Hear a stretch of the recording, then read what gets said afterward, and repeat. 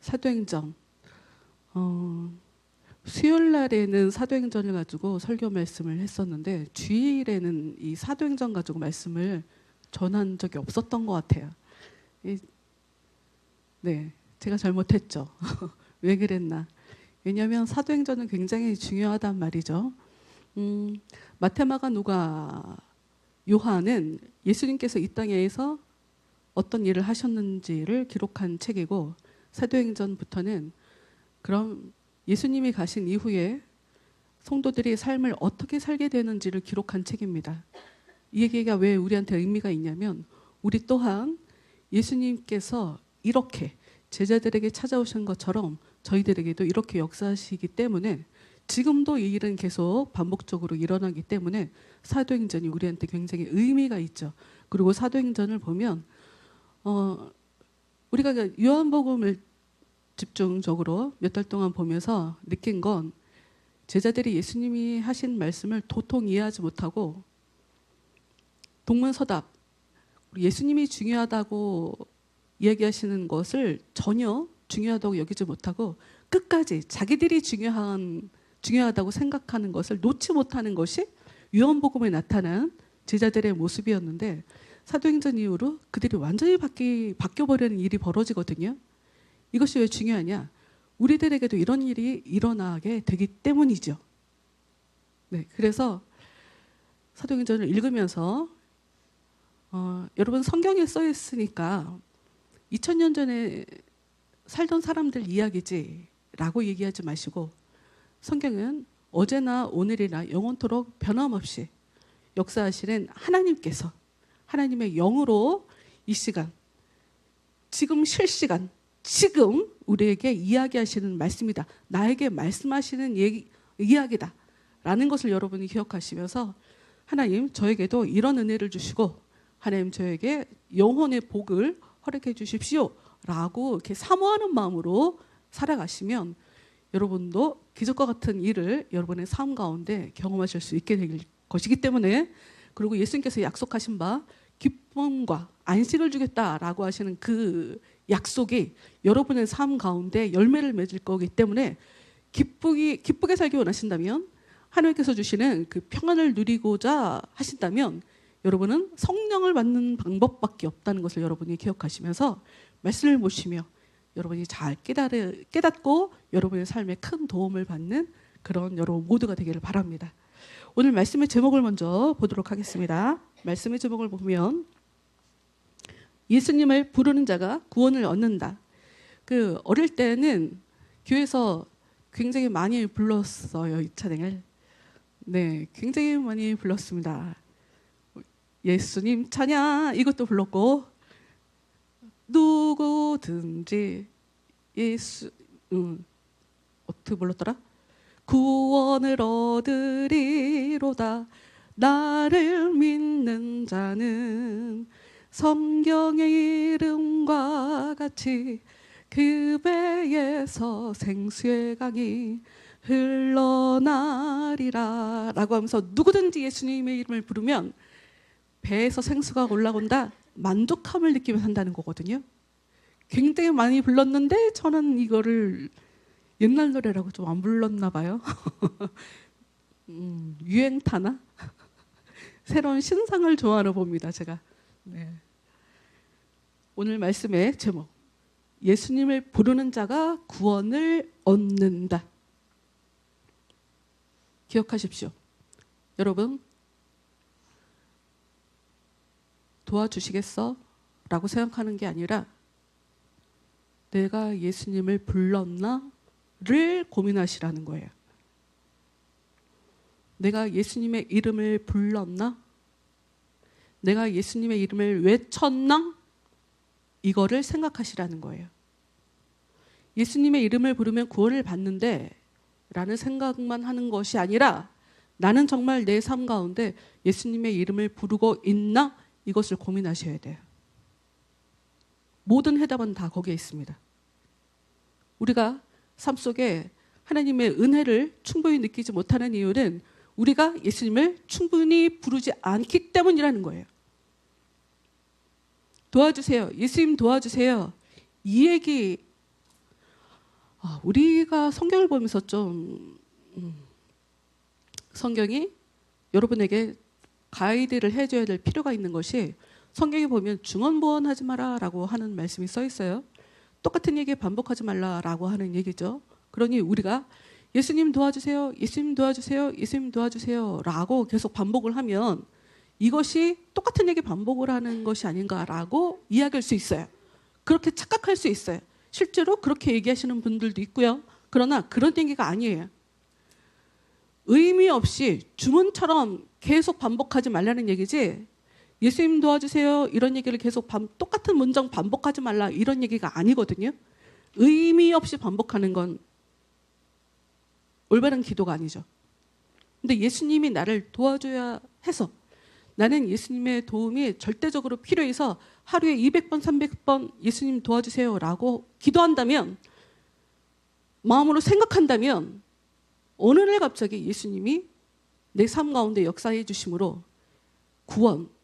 구원이라고 하는 것이 여러 형태로 나타나긴 하지만 어찌됐건 구원이라고 하는, 예수님이 내 기도를 들어주셨다라고 하는 것을 깨닫게 되는, 확신하게 되는, 믿어지게 되는 그 어느 날이 온다는 얘기입니다. 사도행전 1장부터 한번 우리가 읽어봅시다.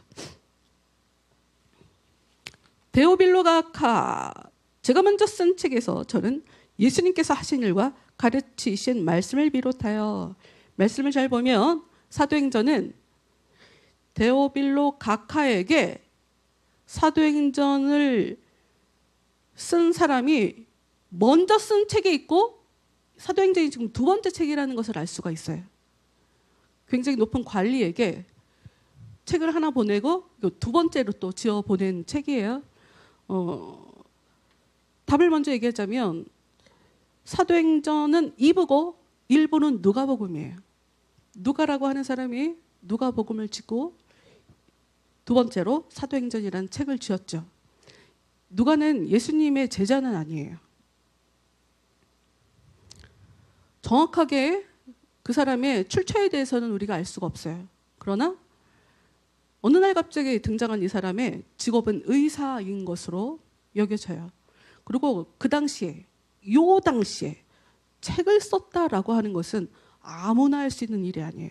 왜냐하면 일단 비용이 굉장히 많이 들어갑니다. 정말 많이 들어가요. 그래서 긴 장편의 글을 보내고 또 글을 보냈다. 그만큼 가치가 있는, 돈을 들여서, 큰 돈을 들여서 긴 글을 쓸 만한 가치가 있는 글이기 때문에, 너무나 분명한 글이기 때문에 이렇게 두 번째 편지를 이렇게 쓰게 된 거죠. 두 번째 책을 이렇게 쓰게 된 거죠.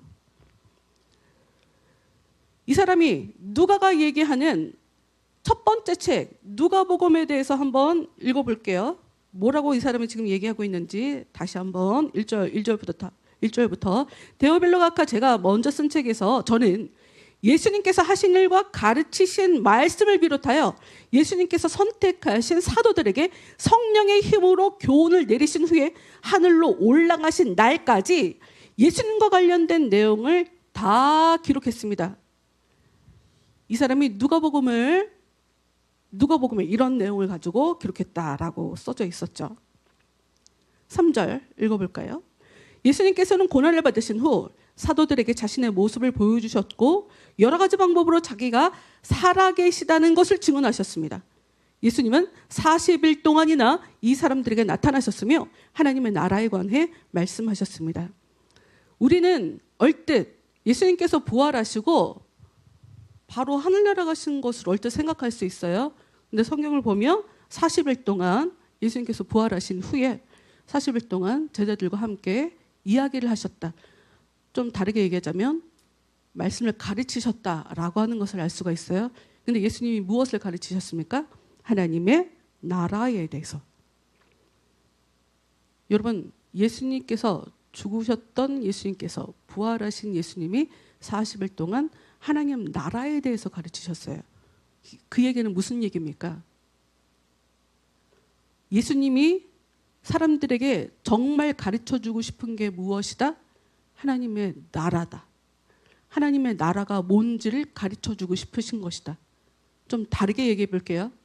예수님이 우리한테 주고 싶은 게 무엇이다? 하나님의 나라다. 그럼 우리는 하나님의 나라를 어떻게 받나요?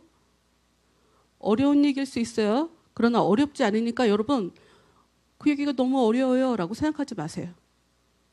하나님의 나라라고 할 때는 하나님의 다스림을 받으면 그걸 하나님의 나라라고 얘기해요. 언젠가 깨달을 날이 오니까 그때까지는 그냥 기억하시면 돼요.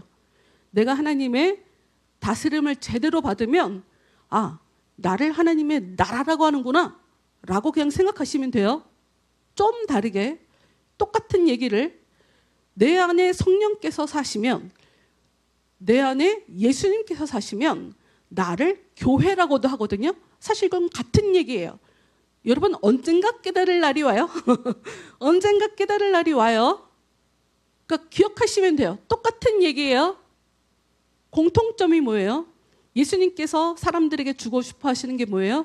성령의 다스림을 받아야 된다. 성령님의 다스림을 받아야 네 마음이 하나님 나라가 되는 거다. 또 다르게 얘기해 볼게요. 성령님의 다스림을 받아야 그런 사람이 가는 곳이 천국이에요. 그런 사람이 가는 것이 하나님 품이에요. 이 땅에서 하나님 품 안에서 성령님의 다스림을 받고 하나님과 교제하며 살아가는 사람이 하나님 나라를 가는 거예요. 그런데 이 땅에서 벌써 그 사람은 하나님의 나라에 들어갔다고 성경이 얘기하고 있는 거죠. 더 읽어봅시다. 4절. 부활하신 예수님이 제자들과 얘기하는 장면이 또 나옵니다. 어느 날 예수님께서는 사도들과 함께 식사를 하시다가 이런 말씀을 하셨습니다. 예루살렘을 떠나지 말고 내 아버지께서 약속하신 선물을 기다려라. 여기서 선물이라고 얘기를 하고 있는데 성령이 찾아오는 것을 선물이란 말로 표현해요. 하나님께서 선물로 주시는 거예요. 여러분 이 선물을 받으시길 바랍니다. 하나님 저에게도 이 선물을 주세요 라고 여러분 하나님께 요구하세요. 예수님께 요구하세요. 저에게도 이 선물을 주십시오 라고 요구해야, 요구한다는 것은 그 가치를 안다는 거거든요. 성경에 이런 말이 있죠. 진주를 개, 돼지에게 주지 마라. 왜? 개와 돼지는 진주의 가치를 알지 못해요. 그래서 그런 거 줬다고 오히려 너한테 쫓아와서 신경질 내고 너를 못 살게 굴 거니까 돼지한테는 주지 마라 라고 얘기하거든요. 비슷한 얘기예요. 전도를 했는데 안 들어? 상관없어. 발에 먼지도 털어버려 라는 얘기가 있어요. 가치를 알아들이는 것. 정말 가치를 알아주는 사람에게 성령께서 역사해 주신다는 것을 여러분이 좀 아셨으면 좋겠어요. 와주세요를 해야 돼요. 찾아와 주세요. 저를 좀 다스려 주세요를 여러분이 여러분 입으로 기도하셔야 돼요. 근데 참 이 얄궂게 하나님은 우리가 말을 안 하면 일을 만드셔서 제발 도와주세요 이렇게도 만드십니다. 여기까지 갈 필요 없잖아요. 거기까지 갈 필요 없잖아요. 제가 아는 어떤 사람이 저한테 뭐라고 얘기했냐면 자기가 아빠를 믿고 이렇게 대가리 꽃밭으로 이렇게 아무 생각 없이 살아도 되는 건가를 신경 쓰더라고요. 제가 아는 어떤 사람이. 그래서 자기가 아무 생각 없이 대가리 이렇게 꽃밭으로 살고 있는 거 자기도 알고 있네 이 생각이 들었어요. 그러면 생각을 좀 정리하면 되잖아요. 근데 정리는 참 쉽지 않은 것 같아요. 네. 그러나 하나님께서 정리해 라고 하는 생각 정리해, 마음 정리해, 더 이상 쓸데없는 데 신경 쓰며 살지 마 라고 하나님께서 역사해 주시기 전에 여러분 스스로 조금씩 날마다 기도하시면서 하나님 저에게 이 선물을 주십시오 라고 기도하시는 여러분 되길 바라요. 예수님은 예루살렘을 떠나지 말고 하나님께서 약속해 주셨으니까 기다리라 라고 얘기를 했어요. 5절 약속의 내용은 이것이다. 요한은 물로 세례를 주었지만 너희는 얼마 안 있어 성령으로 세례를 받을 것이다. 그런데 6절 사도들이 한자리에 모여서 예수님께 물었습니다. 주님께서 이스라엘을 다시 회복시키실 때가 지금입니까? 예루살렘에서 떠나지 말고 하나님의 선물을 기다리라고 하니까 제자들의 질문이 뭐냐면 예수님, 그러니까 우리나라가 회복되는 거예요? 라고 물어보고 있어요. 40일 동안 대체 뭘 배웠는지. 제자들은 여전히 예수님께 하나님 나라에 대해서 배웠지만 하나님 나라가 뭔지를 모르면서 여전히 이 땅에 보이는 이스라엘, 자기들이 살고 있는 이스라엘, 로마의 압제를 받고 있는 우리나라가 회복되는 것이 예루살렘의 이스라엘의 회복이라고 생각했어요. 근데 하나님은 그런 의미가 아니고 믿는 사람 하나하나에게 성령께서 부어지는 것을 영적인 이스라엘의 회복이라고 얘기하시는 거예요. 그래서 예수님이 대답을 안 하세요. 7절 봅시다. 그러자 예수님께서 대답하셨습니다. 때와 시기는 오직 아버지의 권한으로 정하신 것이다. 너희가 알 일이 아니다. 예수님 보면 뭘 물어봐도 대답이 참 그러시죠. 알면 뭐 할 건데? 알려고 하지 마. 예수님께서 그렇게 하세요. 다만 성령이 너희에게 오시면 너희는 권능을 받아 예루살렘과 온 유대와 사마리아와 그리고 땅 끝까지 가서 내 증인이 될 것이다. 성령이 예수님의 제자들에게 찾아간대요. 그때 어떤 일이 벌어진대요? 그들은 예수님의 증인이 된대요. 여러분, 은혜를 받은 사람들은 내가 은혜를 받았다. 하나님이 역사하신다. 하나님이 정말 살아계시네를 증언할 수 있어요. 내가 겪어봤기 때문에. 이게 중요해요. 변화는 겪어본 사람들에게 나타나는 게 변화예요. 하나님이 정말 살아계셔. 이렇게 충격을 받아야 변해요. 9절 예수님께서는 이 말씀하신 뒤에 그들이 보는 앞에서 하늘로 올라가셨습니다. 그가 올라가시는 모습은 구름에 가려 보이지 않았습니다. 예수님께서 올라가실 때에 그들은 하늘만 쳐다보고 있었습니다. 그런데 갑자기 흰옷을 입은 두 사람이 나타나 그들 곁에 섰습니다. 두 사람은 그들을 향해 갈릴리 사람들이여 왜 여기 서서 하늘을 쳐다보십니까? 여러분을 떠나 하늘로 올라가신 이 예수님께서는 여러분이 본 그대로 다시 오실 것입니다. 천사들이 나타나서 왜 여기 있냐고 이들에게 뭐 하라고 지금 얘기하는 거예요? 기도하라고 얘기하는 거죠. 예수님이 시켰잖아. 예수님이 시킨 거 해. 보고 그냥 가만히 있지 말고. 우리가 지난주에 말씀의 제목이 뭐였어요? 멈추면 지난주 말씀 제목 멈추면 죽는다. 성령은 계속 움직이는 영이에요. 가만히 있으면 안 돼. 계속 기도해. 그 얘기하는 거예요 지금. 계속 기도해. 움직여야 돼. 그 얘기하는 거거든요. 좀 더 읽어볼까요? 12절. 그런 뒤에 사도들은 올리브산을 떠나 예루살렘으로 돌아갔습니다. 올리브산은 예루살렘에서 가까워 안식일도 걸어갈 수 있는 거리였습니다. 그들은 예루살렘에 들어와서 그들이 묵고 있던 다락방으로 올라갔습니다. 다락방에 모인 사람들은 이름이 많아요. 12명의 이름 읽으시면 돼요. 12명. 14절로 넘어가 볼까요? 이 사람들은 여자들과 예수님의 어머니 마리아와 예수님의 동생들과 함께 꾸준히 한 마음으로 기도하였습니다. 여기서 특이한 일이 있죠. 특이한 게 보이죠. 무엇이 보입니까? 예수님이 다시 살아나시기 전에는 예수님과 예수님의 동생들은 예수님이 미쳤다고 생각하고 예수님을 잡으러 다녔어요. 그러니까 굉장히 중요한 것을 이렇게 몰라요. 이들이 얼마나 충격을 많이 받았겠어요? 예수님의 어머니 마리아, 예수님의 동생들. 이들이 무엇을 했다고요? 꾸준히 한 마음으로 기도하였습니다.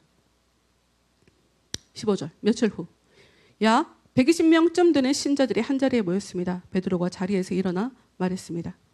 형제 여러분, 성령께서 다윗을 통해 유다에 관해 말씀하신 것 중에 유다가 예수님을 잡아간 사람들의 앞잡이가 될 것이라고 예언한 성경 말씀이 이루어졌습니다. 가룟 유다를 얘기하는 거예요, 여러분. 유다는 우리와 행동을 같이 했던 사람이며 우리처럼 사도직을 맡았던 사람이었습니다. 참 희한하죠. 배신자, 그러니까 적은 가까이에 있는 거야. 적은 내부에 있어요. 적은 내부에 있어. 어떻게 보면 좀 이해가 안 되죠. 예수님이 어떻게 가룟 유다 같은 사람을 사도로 뽑을 수가 있었을까? 그러나 성경을 보면 악한 자도 악한 일에 쓰려고 하나님께서 만드셨다라는 말씀이 있어요. 하나님의 필요에 의해서 그도 사도 무리에 이렇게 속하게 됐다는 거죠. 18절, 유다는 의롭지 못한 행동을 한 대가로 받은 돈으로 밭을 샀습니다. 그리고 바로 이 밭에서 거꾸로 떨어져 배가 터져 창자가 밖으로 나온 채 죽었습니다. 가룟 유다는 자기가 지은 죄대로 벌을 아주 제대로 받았네요. 19절, 예루살렘에 사는 사람이라면 누구나 이 소문을 들어 알고 있습니다. 그래서 사람들은 이 밭을 자기들 말로 아겔다마라고 부르고 있습니다. 아겔다마란 피의 밭이란 뜻입니다. 여러분 혹시 눈치채셨는지 모르겠지만 20절을 읽어보고 얘기를 한번 해볼게요. 20절, 시편에 다음과 같이 기록되어 있습니다. 그의 집을 폐허로 만드시고 아무도 그곳에 살지 못하게 하소서. 또 시편 다른 곳에는 다른 사람이 그의 직책을 차지하게 하소서라고 기록되어 있습니다. 여러분 지금 이 이야기는 누가 하고 있냐? 베드로가 합니다. 좀 특이한 거 모르시겠어요? 베드로는 이 이후로 어떤 일을 하냐? 주어진 상황에 딱 맞는 성경 말씀을 찾아서 그 상황을 해석하는 일을 계속해요. 베드로가 전에는 예수님 말귀도 못 알아듣는 사람이었죠. 예수님이랑 전혀 커뮤니케이션이 안 되는 사람이었어요. 그런데 예수님이 가시고 난 이후로 베드로는 자신의 상황을 말씀을 가지고 와서 해석을 합니다. 여러분 성령의 역할이 무엇이라고 예수님께서 반복적으로 얘기하셨냐면 말씀을 깨닫게, 말씀이 어떤 의미인지를 깨닫게 하는 게 성령의 기능이거든요. 우리가 신앙생활 잘 하려면 무엇을 해야 되냐면 성경 말씀을 보며 그 말씀이 나의 삶에 이렇게 적용이 가능해야 돼요. 지금 내가 뭘 해야 되는데 지금 이 상황이 성경에 어떤 말씀을 갖고 와서 적용하면 될까? 요 상황에 하나님의 메시지가 역사합니다. 여러분에게 역사해요. 여러분 성경 말씀을 잘 보면 구약 성경도 마찬가지고 신약 성경도 마찬가지고 그런 얘기 혹시 들어보셨어요? 하나님 성경은 성령께서 지은 책이라고 하는데 대체 그게 무슨 말일까? 하나님께서 성령께서 자 적어라 그나레 내 남자 종들과 이렇게 적어라 라고 얘기하는 분도 있어요. 축자영감설이라는 말로 포장은 되어 있는데 그렇게 써 있는 걸까요? 우리한테 중요한 건 다윗을 통해서 지금 20절 말씀을 보면 다윗의 입을 통해 하나님께서 말씀하셨다고 하는 것을 지금 얘기하고 있는 거거든요. 하나님께서 다윗의 입을 통해 1000년 전 예수님께서 오시기 1000년 전 다윗의 입을 통해 일어날 일이 미리 일어날 일을, 예수님이 오시면 나타날 일을 미리 예언을 한 것에 대해서 지금 얘기하고 있어요. 그러니까 다윗은 내가 왜 그 말을 했는지 몰라요. 성령이 그에게 역사해서 그렇게 이야기한 것뿐이라는 거예요. 왜 우리 그 말씀 봤잖아요. 제사장. 예수님에 대해서 인정하지 않는 제사장이 제사장 신분을 갖고 있어서 자기도 모르게 예수님의 운명에 대해서 미리 예언한 거. 한 사람이 죽었고 우리 다 사는 거야. 그 얘기. 그 제사장은 자기가 왜 그 얘기를 하는지 몰라요. 근데 그에게 성령이 찾아가서 말하게 하는 거죠. 여러분, 이것과 비슷한 일이 여러분의 삶 가운데 나타난다는 거예요. 물론 악한 것도 역사하고 엉뚱한 말씀 가지고 와서 엉뚱하게 해석도 하고 우리는 그래요. 그러나 그럼에도 불구하고 실수를 해도 계속 시도하셔야 돼요. 실수하면 좀 어때요? 실수하면 좀 어때? 2단만 안 되면 되잖아. 내 삶을 성경 말씀을 가지고 와서 해석해 보세요. 여러분 스스로가 생각하지 말고 세상이 이야기하는 그런 교훈거리를 갖고 와서 해석하지 말고 성경 말씀을 갖고 와서 해석해 보세요. 그러면 더욱더 여러분의 삶이 성령께서 더 역사하실 거예요. 성령께서 여러분에게 메시지를 줄 겁니다. 좀 더 읽어봅시다. 써 있는 대로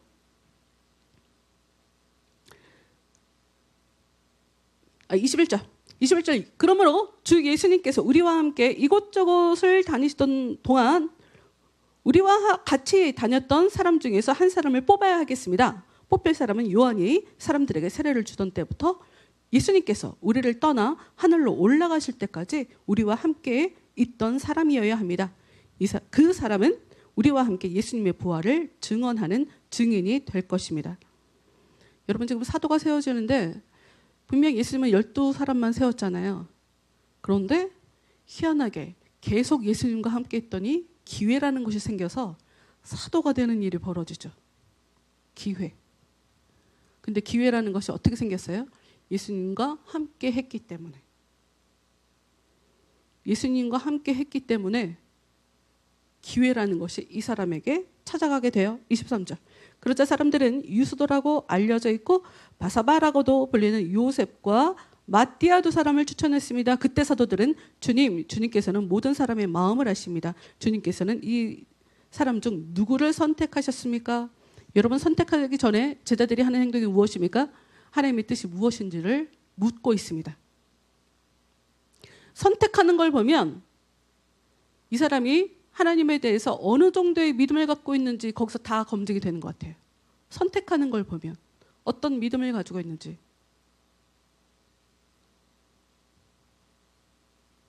네, 이제까지 여러분 스스로가 모든 것을 선택하셨다면 앞으로 여러분은 선택하실 때 하나님 뜻이 무엇인지를 물으시기를 바랍니다.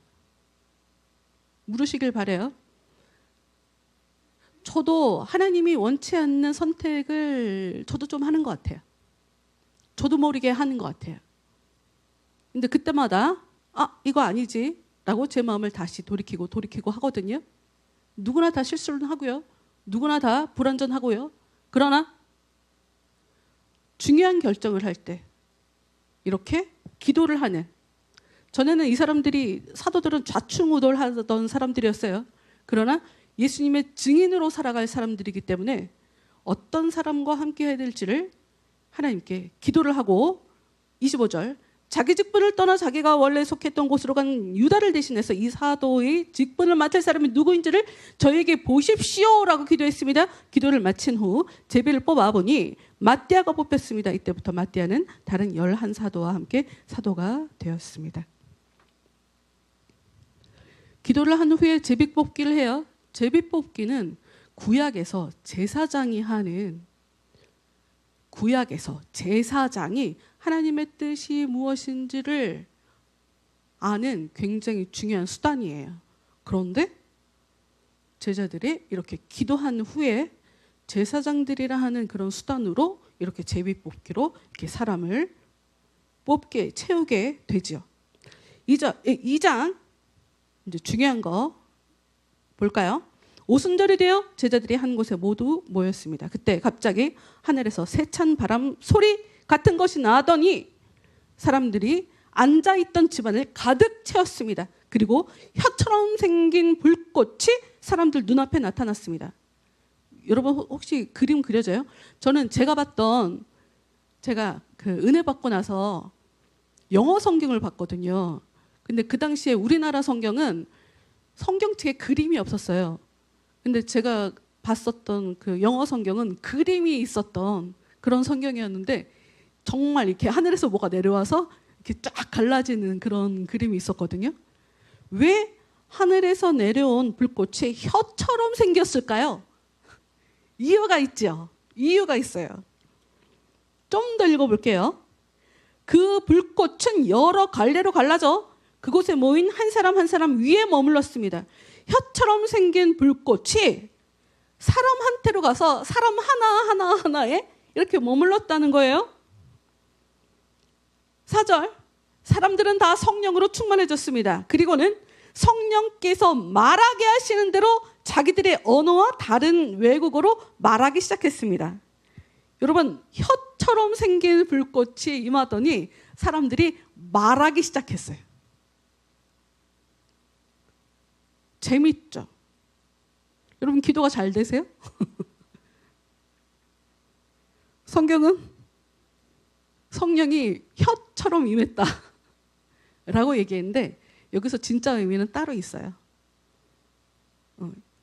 혀처럼 임해서 말을 한 게 아니라 단순히 우리가 지난주에 말씀을 봤을 때 바벨탑 사건을 여러분 기억하세요?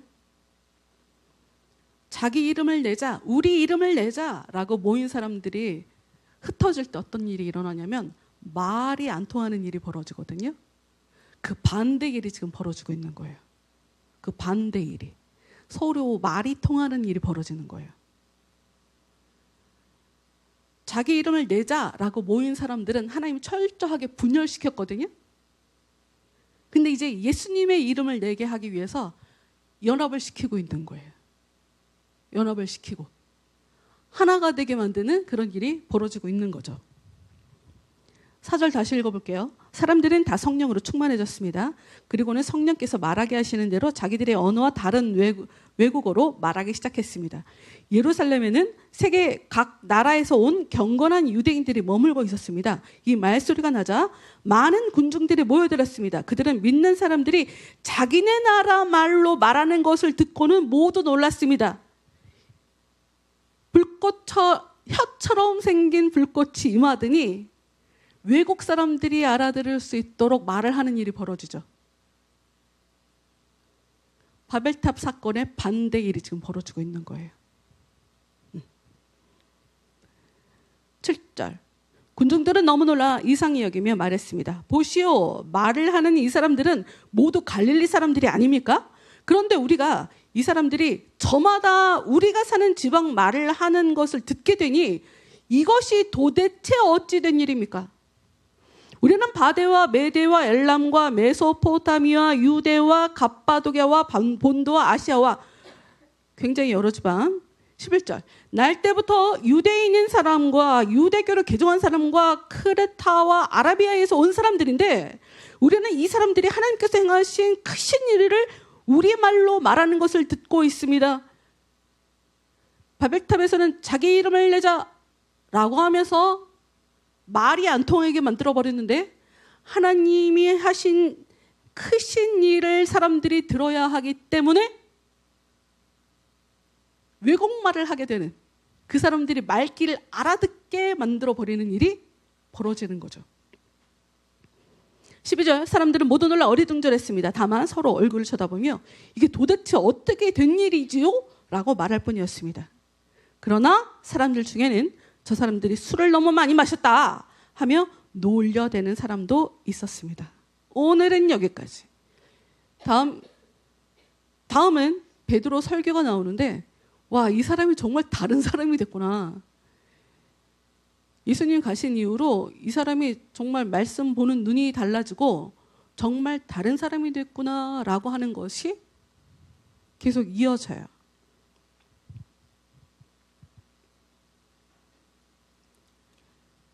여러분, 성령 강림의 사건은 성경책에만 기록된 게 아니고 지금 우리에게도 벌어지는 일입니다.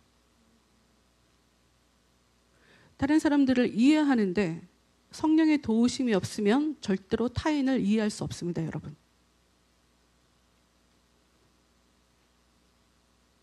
우리가 어떻게 진정한 사랑을 합니까? 타인에 대해서? 성령의 도우심이 없으면 그 사람 말도 듣기 싫어요. 이런 것들이 다 녹아져 있는 이야기다.